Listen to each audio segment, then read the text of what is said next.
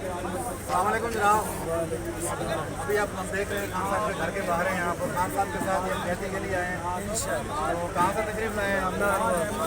तो क्या सीएत है आपकी पीढ़ी आई? कैंडिडेट भी है और वर्कर भी है।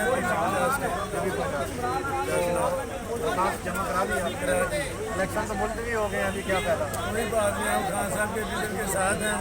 जब तक वेट करना पड़ेगा खान साहब के साथ खड़े हैं। तो कंपेन अभी जारी हो सारी है? कैंपेन जारी है।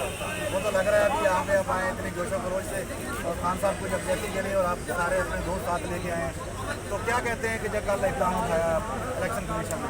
इलेक्शन कमीशन ने गैर अहमी इकदाम उठाया, वन साइडेड है, तो बिल्कुल गैर कानूनी काम कर रहे हैं। सुप्रीम कोर्ट के फैसले की वायलेशन कर रहे हैं। ये बहुत ही गलत कर रहा है, बल्कि एक तरफा ट्रैफिक चलाई हुई है। तो अभी कल से क्या लाएमल होगा पीटीआई का? जो खान साहब का हुक्म है हम उसके साथ और अमन एहतजाज होगा, कोर्ट में जाएंगे।